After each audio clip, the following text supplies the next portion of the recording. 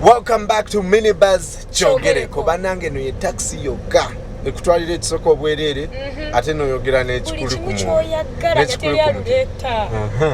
embeera y'ennaku zino mbi kati ofunayo ka transport ak'obwerere oba obaze amafuta bagaseera kati kalanchi oba accountability. I'm sure the accountants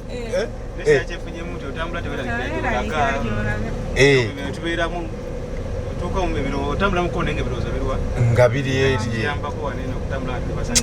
amina oli wakabinyo abamu kati tutambula n'essimu mulimu ennyimba z'eddiini ennaku zino mutambula n'essimu nga zirimubeera nagenda n'olowooza omuntu gw'oyagala nga amufu.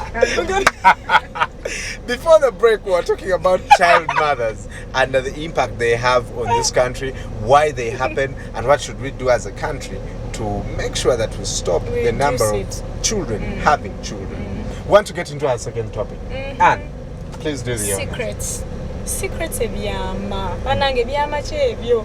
And is it good to actually keep secrets? Chirungi nyo kukipinga ebyama mu say relationships. And before we open up the discussion, njagala tsoke tuwulirize abannayuganda abalabye balina okwogera ku kino ekintu. Keeping secrets, who would you tell your most valued secret? Let's go.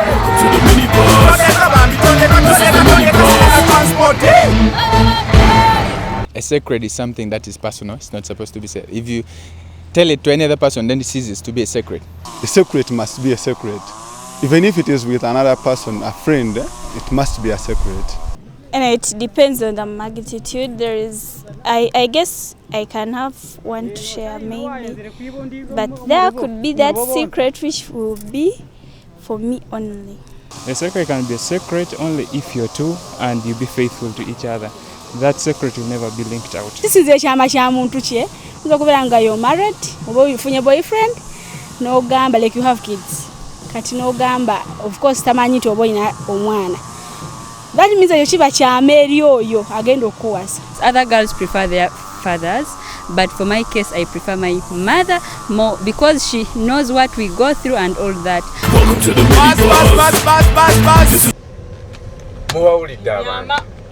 Njagala nsoke mbabuuze. Bintu ki byotwala ng'ekintu ekyama kyotasobola kugamba muntu yenna. What do you consider as a secret? No. To me, a secret is something which you keep it yourself. Inside you. You don't share it with anyone. You don't share it with anyone. Because once you share it, anybody will think it is your friend. It's not a secret. Kati gwe osobola kugamba osobola kusirikirira kyama kiki ky'osobola okwogera? Woba ofunye olubuto lw'omusajja omulala osobola obyogera? Olubuto? Mwakera gwe nnyumiza. Ngani? Maama wange mugamba. Naye bwe mba sikifunye, sisobola kwogera kye sikoze. Naye bwe mba nkikoze, nsobola okwogera. Naye bwe mba sikikoze, sisobola kwogera kye sikoze. Yes, ebo. Ebyama kyo kizibu omuntu okugamba nti nja kwogera kino banja kwogera kino naye abantu abasinga okubeera n'ebyama ebyama nagamba kino kyama kyange biba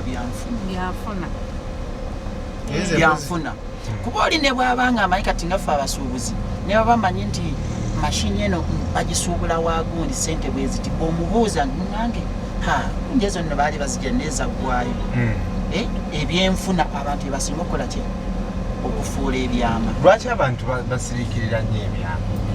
Babisirikirira olw'ebyenfuna. Ajja kubanga ddiiru ye agitegese. Kati ajja kubuulirako ye oluusi talina ssente. Ate akubuulireko. Olaba ekyuma kiri bw'okigula ng'ate ye naye akyagala.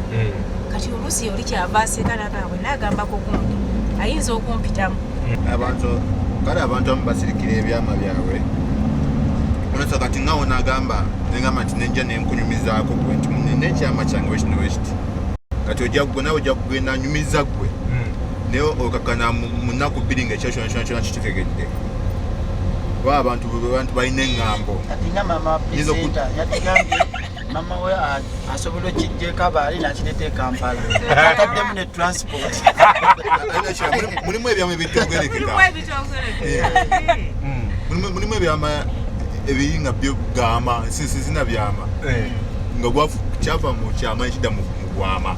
Abantu bandibadde bakyayinza okubulirako abantu ebyo twandibadde nga bitwala ng'obwama si ekyama naye n'obwesigwa mu bantu bannange butono abantu tebalina ddiini nze nabaza negamba kyali wange munnange gye nayiseyise neekebezza kirabika munnange siri bulungi gundi otandika n'ogamba oyo mumulaba yafadda ogamba obwesigwa abantu tebakyayina baddiini. Njagala babuuze bo bali abasinga okutereka ebyama abakyala oba abasajja? Abakyala. Lwaki mutereka nnyo ebyama abakyala ne mutuzimbako fulaati nga tetukimanyi? Bakyasinze n'okwonoona. Ekyama kisaana kubuyika Katonda. Naye nze nga nze maama wange yekagulira. Maama wo nze ekyama ekyange sina gunyinza kyempita ekyama naye kati wobanga osazeewo okukyogera okibulira nze ndi mulongo na twin bro wange gwenyinza nkozi okubanga oli waswa maama wange mulongo maama wange babiri awo ndi anko naye nga oyo yekka gwendaba kale gwenyinza okugambako nti owaayi kino bwekiti ne bwekiti naye ng'ate era si ekinene kiri si buli kyama nti omuntu akyogera ye muzeeyi naye tubadde tukubaganya ebirowoozo bino omuntu agamba tannagwanyiza kuwulirako kyama alimba yoyo gwejja okusigaana ng'agenze neyeetuga kuba ekintu kimukitoberedde tannagwasobola kiwulirako amusalira amagezi oyo alina ekyama kyekyafa nakyo be bana beetuga era abasinga abeera omutima gwe gubanga gumu nnyo bagulinga jjingi. Kannyonnyoleko katono ku muzeeyo waliwo oluyimba omuwami Paulo Kafeero lwe yayimba alina akapaati ke yayimba n'agamba yalimba oli nti yasse mukazi we nga yasaze endiga nga gye yaziise era bwe yamubuulirako gwe yali yeesiga okubuulira ekyama ng'oli wagambye alina mukwano gwe gwe baafuuka eki Oluganda yamuyita n'amugamba owaayo omukazi namukoze eki namusse era namuziise manju naye nga yali aziiseewo ki ndiga oli mukwano gwe yalina okuzibira ekyama kubanga yali mukwano gwe okiwulira yadduka ku poliisi nga bagamba bannange oli yassaani mukazi we nga poliisi ejja nga bagamba nasse omukazi tugende mukole ki musime bagenda osima emanju basangawo ki ndiga so nze bwe njogera ne ŋŋamba siina muntu gwe mbulira kintu nfuna okuyiga mu nnyimba ne mu bitabo by'ensoma n'emboozi abantu ze boogera ne ŋŋamba ekyama kisigala ki kyama. And who can you tell? Because we've discovered you can't tell your mother. I'll tell a stranger. You know, I can tell a stranger. I go to the bar sometimes. I can tell a stranger, someone I don't know. Only that to my disadvantage, the people I think I don't know, they already know me. So I used to tell strangers, now I don't have that luxury of telling strangers. No, maybe I haven't had those big secrets. We asked you back at home. Chogamba sologena mu bus kangezo sula seta obo sula boyo osula mukono ngojano ku State Square ngofuna bus ngo otrane stranger ngo mugamba hi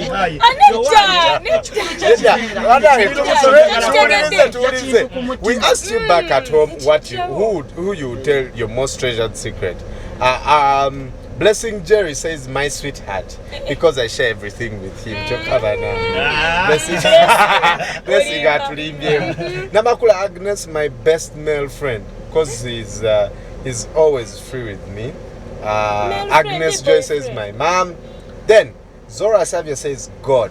Surely God has a huge memory. He has surely kept all secrets.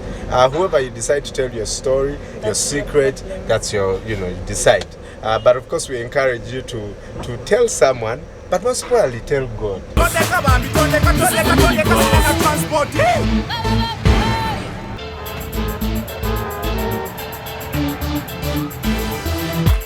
to the Minibuzz. You get a Minibuzz. This is the Minibuzz. You get on. Welcome to the Minibuzz. You get a Minibuzz. This is the Minibuzz. If you want to contribute, please write to us minibuzzuganda@gmail.com. Or you can Facebook us. Our account is Minibuzz Uganda. Yes, or tweet us Minibuzz Uganda. Remember, this is the only taxi where you get to express yourself about anything and everything. We come to your stage in the morning, we record and broadcast this at 6:30 p.m. on NTV.